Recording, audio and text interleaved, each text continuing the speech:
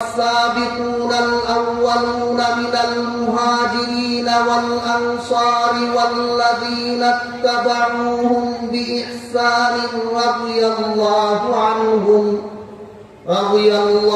عنهم ورضوا عنه وأعد لهم جنات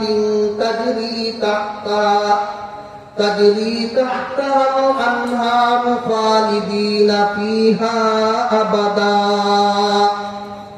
সূরা তাওবার 100 নম্বর আয়াতে আল্লাহ পাক রব্বুল আলামিন বলেন, মুহাজির সাহাবীদেরকে যারা অনুসরণ করবে, আনসার সাহাবীদেরকে যারা অনুসরণ করবে, আমি আল্লাহ বলতেছি তাদের উপর আমি খুশি হই না।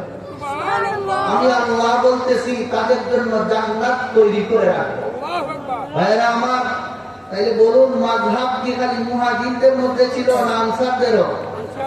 তাহলে আমরা কার আবু বকরের মাযহাব মানলে মুহাজিরের মাযহাব মানা হয়, আনসারী সাহাবী আবু আইয়ুব আনসারী মাযহাব মানা হয় না।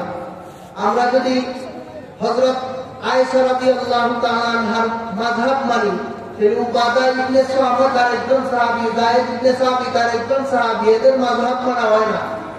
সমস্ত সাহাবীদের মাযহাবকে একত্র করে মানার জন্য একটা পদ্ধতি তৈরি করেছেন উলামায়ে কেরাম, সেটা হলো বর্তমান প্রচলিত 4টা মাযহাব মানা। এই 4 মাযহাব হযরত ইমাম আবু হানিফার মাযহাব, ইমাম মালিকের মাযহাব, ইমাম শাফিঈর মাযহাব, ইমাম আহমদ ইবনে হাম্বল, এই 4টা মাযহাবের মধ্যে সাহাবায়ে কেরামের শত শত মাযহাব লুকায়িত আছে। আদি আবু হানিফারে মানা মানে আবু বকরের মাযহাব মানা, আবু হানিফারে মানা মানে হযরত উমরের মাযহাব মানা, আবু হানিফারে মানা মানে হযরত যায়েদ বিন সাবিতকে মানা, আবু হানিফাকে মানা মানে হযরত আবু হুরায়রাকে মানা, আবু হানিফাকে মানা মানে হযরত ইবনে আব্বাসকে মানা। এক কথায় সমস্ত সাহাবীদের মাযহাব মানা হয় যদি 4টা মাযহাব মানা যায়। কিন্তু দুঃখজনক হইল ওই সমস্ত লোকদের কপাল বড় খারাপ, যারা মাযহাব মানে না, তারা না পারে কোরআন মানতো, না পারে হাদিস মানতো, না পারে সাহাবীদের মধ্যে একজন সাহাবীকে মানতো। এরা কপাল খারাপ, এরা সাহাবা বিদ্বেষী, এরা সাহাবা বিচ্যুত। যারা সাহাবায়ে কেরাম থেকে বিচ্যুত, তাদের উপর আল্লাহ রাজি না সাহাবায়ে কেরামের অনুসারীদের উপর আল্লাহ রাজি? কথা বলেন না আপনারা? সুতরাং আমরা ইমাম আবু হানিফার মাযহাব মানি সমস্ত মুহাজির আনসারের মাযহাব মানার জন্য, ইমাম মালিকের মাযহাব মানি সমস্ত মুহাজির আনসারের মাযহাব মানার জন্য, আহমদ ইবনে হাম্বল, ইমাম শাফিঈ সহ 4 মাযহাব মানি সমস্ত সাহাবীদের মাযহাব মানার জন্য। তাদের সকলের মাযহাব মানলে আল্লাহ বলেছেন, তোমাদের উপর আমি খুশি হয়ে যাব, তোমাদের জন্য জান্নাত বরাদ্দ করে রাখব। তাদের বুঝলেন কিনা? আমরা ইমাম আবু হানিফার মাযহাব, শাফিঈর মাযহাব, এই 4 মাযহাব মানি কেন? সকলের মাযহাবকে অনুসরণ করার জন্য। এখন যদি বলেন আপনারা যে তাইলে আমরা সকলেরটাই মানি, ইমাম আবু হানিফারটাও মানবো, শাফিঈরটাও মানবো, সাইরটাও মানি, না, একসাথে 4টা মানা যাবে না। এটাও জানার মতো বিষয়, আমাদের বোঝার মতো বিষয়। ইনশাআল্লাহ এই 2-4টা কথা বলার পর যুক্তির আলোকে মাযহাব মানতে হবে কেন, এই কথাটা বলে আজকে আমার কথা শেষ করে। হযরত ইমাম শাফিঈর মাযহাব হক, ইমাম আবু হানিফার মাযহাব হক, ইমাম মালিকের মাযহাব হক, আহমদ ইবনে হাম্বলের মাযহাব হক, কিন্তু আমরা মানতে হবে একটা। সব হক, সবটা না মানলে একটা মানবো কেন? এটাও কোরআনের নির্দেশ মানার জন্য। কিভাবে কোরআনের নির্দেশ একটু পরে বুঝবেন, আগে শুনুন কিভাবে একটা মানতে হবে, না মানলে সমস্যা কি। হযরত ইমাম আবু হানিফা রাহমাতুল্লাহি আলাইহির মাযহাব, কোন মানুষ যদি তার শরীর থেকে রক্ত বের করে বা কোন কারণে তার শরীর থেকে রক্ত বের হয়, বের হইয়া যেখান থেকে বের হয়েছে এখান থেকে গড়াইয়া পড়ে, তাইলে তার ওযু ভেঙে যায়। এটা ইমাম আবু হানিফার মাযহাব। এখন একজন মানুষ এভাবে তার রক্ত গড়াইয়া পড়ল, ইমাম আবু হানিফা রাহমাতুল্লাহি আলাইহির মাযহাবে তার ওযু ভেঙে যায়। আপনি যদি বলেন তোমার ওযু ভাঙছে, তুমি ওযু করো, তখন লোকটাই কয় আমি হানাফি না, আমি শাফিঈ। ভালো কথা, ঠিক আছে, তুমি শাফিঈ মাযহাবে থাকো। কিছুক্ষণ পরে গড়ে গেল, গড়ে গিয়ে তার বিবির হাতে ধরলো, মহিলারে ছুঁইলে, মহিলারে স্পর্শ করলে ওযু ভেঙে যায়, এটা ইমাম শাফিঈর মাযহাব। তখন তারা কইলেন তুমি আমার ওযু করো কেন? তুমি মহিলারে স্পর্শ করছো, এটা শাফিঈ মাযহাব মতো ওযু ভেঙে যায়। কয় না, আমি হানাফি। আচ্ছা, এই লোকটা কি আসলে শাফি, হানাফি না মনজুদারি? এগুলো স্বার্থবাদী, হ্যাঁ মনের কথায় চলে, আসলে শাফিরেও মানে না, হানাফিরেও মানে না। একাধিক মাযহাব মানলে কোন মাযহাব মানা হয় না, মনের মাযহাব মানা হয়। আর কোরআনে কারিমে আল্লাহ বলেন, ওয়ালা তাত্তাবিল হাওয়া ফায়ুদিল্লাকা আন সাবিলিল্লাহ। মনের কথায় চললো না, তাইলে আমি আল্লাহর সন্তুষ্টি পাবে না। কাজেই মনের কথায় যেহেতু চার মাযহাব বা একাধিক মাযহাব একত্রে মানলে মনের কথায় চলতে হয়, আর মনের কথায় চললে আল্লাহ পাওয়া যায় না। এই জন্য চার মাযহাব বা একাধিক মাযহাবকে একত্রে মানা যাবে না, যে কোনো একটা মাযহাবকে মানতে হবে আল্লাহকে খুশি করতে হইলে। কথাটা বুঝলেন কি আপনারা? ভাইয়েরা আমার, মাযহাব মানতে হবে কেন? এর সহজ কথায়, মাযহাব মানতে হবে কোরআনের নির্দেশ আছে এই জন্য। মাযহাব মানতে হবে রাসূলুল্লাহর নির্দেশ আছে এই জন্য। কোথায় আছে রাসূলুল্লাহর নির্দেশ? স্পষ্ট তিরমিজি শরীফের স্পষ্ট হাদিসে আছে, বুখারী মুসলিম সহ হাদিসের প্রায় সব কিতাবেই আছে। আমি খালি যদি হাদিসের কোন কোন জায়গায় আছে মাযহাব মানা, আমার কাছে সব লিস্টি সহকারে আছে। যদি আমি এটাই বলতে থাকি এশার নামাজ রাত 10টা পড়তে হবে, তাতে আমি হাদিস থেকে আর লম্বা কথা না বলে আমি আপনাদের সামনে যুক্তির আলোকে মাযহাব মানতে হবে কেন, এই কথাটা বলেই আজকের মতো আমি কথা শেষ করে দিচ্ছি।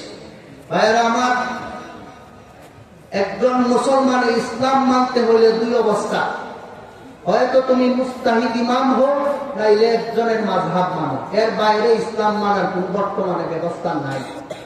তাই এখন সুরত বা উদাহরণটা হলে এমন, একজন মানুষ একটা দেশের মধ্যে থাকতে হইলে হয়তো রাজাও নাইতে প্রজাও, হয়তো রাজা হইয়া থাকো নাইলে রাজার কথা মান্য চলো।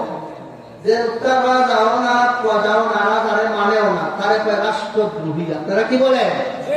যে রাজাও না, রাজার বিধানও মানে না, একই রাষ্ট্রদ্রোহী।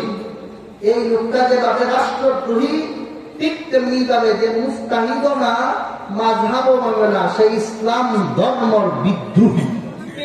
ইসলাম ধর্মের বিদ্রোহ থেকে বেঁচে থাকা যে পরিমাণ জরুরি, বর্তমান সময়ে মাযহাব মানা সেই পরিমাণ জরুরি।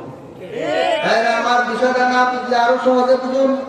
একটা মসজিদের মধ্যে যদি আপনারা নামাজ পড়তে যান, হয়তো আপনি ইমামের চাইলে মুক্তা দিবেন, নাকি মাঝখানে কোন সুরত আছে? মসজিদের জামাতের নামাজে হয়তো ইমাম হোক না মুক্তাদি হোক, তুমি যদি ইমামও হও না মুক্তাদি হোক না, তাহলে মসজিদের মুসল্লির নামাজের বিঘ্নতা ঘটাগুলা ছাড়া তুমি আর কেউ না। ঠিক তেমনি ভাবে বর্তমান সময়ে যারা মুস্তাহিদ ইমামও না, আবার মাযহাবের মুকাল্লিদও না, এরা ধর্ম বিদ্বেষী, মুসলমানের ইসলাম ধর্মের ক্ষতি ঘটানোর লোক ছাড়া আর কেউ না। ইসলাম ধর্মের ক্ষতি ঘটানোর থেকে বাঁচা যে পরিমাণ জরুরি, বর্তমান সময়ে মাযহাব মানা সেই পরিমাণ জরুরি। বিষয়টা আরো ভালো করে বুঝুন। আপনি যদি অসুস্থ হন, আপনার চিকিৎসা প্রয়োজন। চিকিৎসার ব্যবস্থা দুইটা, হয়তো তুমি ডাক্তার হইয়া নিজের ফর্মুলা মতো ওষুধ খাও, নাইলে একজন ডাক্তারের ফর্মুলা মতো ওষুধ খাও। কেউ যদি নিজেও ডাক্তার হয় না, আরেকজন ডাক্তারের ফর্মুলাও মানে না, এই লোকটার মরণ ছাড়া কোনো উপায় আসেনি। ঠিক তেমনি ভাবে যারা মুস্তাহিদ না, আবার মাযহাবও মানে না, এরা ধর্মের ক্ষেত্রে মরণ আর ধ্বংস ছাড়া কোনো উপায় নাই। এরা আখিরাত ধ্বংস ছাড়া কোনো পথ নাই। মাযহাবী মানে হলো যাদের নাজাতের পথ নাই, এরা ধ্বংস, এরা শেষ পর্যন্ত কোন নাজাতের ব্যবস্থা থাকে না। মুহতারাম হাজিরিন, আরো সহজে বুঝুন। আমরা দেশে উকিলাতি, মানুষের আইন ধরে উকিল যারা মামলা ফেলে, এরা কিন্তু বলা করে। দেশের আইন হইল, যদি তুমি তোমার বিপক্ষে মামলা থাকে, তুমি যাও গিয়া জজের সামনে সরাসরি কথা বলো। সরাসরি কথা বলতে পারলে আর উকিল ধরতে হবে না। আর যদি উকিল ধরে না, তাহলে যদি নিজে সরাসরি যাইতে না পারে, তাহলে উকিল ধরতে হবে। এখন যদি এক বেলা এমন হয়, উকিলও ধরে না, নিজেও যায় না। কথাটা ভালো করে বুঝছো। দেশের আদালত মাইনা চলতে হইলে হয়তো উকিল পাঠাও, উকিলের কথা মতো তুমি মামলা চালাও, তাহলে নিজেকে হাজিরা দিয়ে নিজের মন মতো মামলা চালাও। এই দুইটার মাঝখানে দেশে কোন ব্যবস্থা আছে কি? ঠিক তেমনি ভাবে ইসলামের বিধান মতো তুমি হয়তো মুস্তাহিদ, তাইলে মুকাল্লিদ একজন মাযহাবের ইমাম মাইন্না তোমার ধর্ম চালাও। যদি কোনো পথ না ধরো, ওই লোকটা যেমন সারা জীবন জেল পছন্দ ছাড়া পথ নাই, তোমার জাহান্নামে গিয়া বন্দী হওয়া ছাড়া কোনো পথ থাকবে।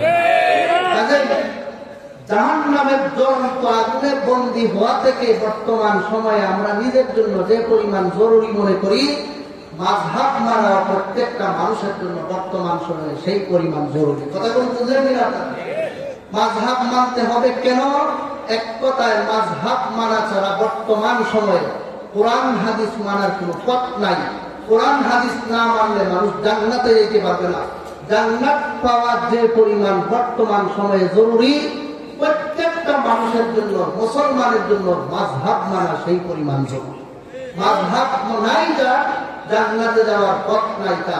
আল্লাহ রাব্বুল আলামিন আমাদেরকে যতদিন দুনিয়াতে রাখেন, সব সময় হক্কানি উলামায়ে কেরামের পরামর্শে সঠিক উপায়ে মাযহাব মেনে দুনিয়া থেকে যাওয়ার তৌফিক দান করুন। সবাই বলুন আমিন। আজকের মতো তাড়াতাড়ি আসার নামাজ হবে, আগেই বলে দেওয়া হয়েছে। অনুষ্ঠান আজকে বেশি, এজন্য আজকে এখানেই শেষ করে দেওয়া হলো। ওয়া আখিরু দাওয়ানা আলহামদুলিল্লাহি রাব্বিল আলামিন।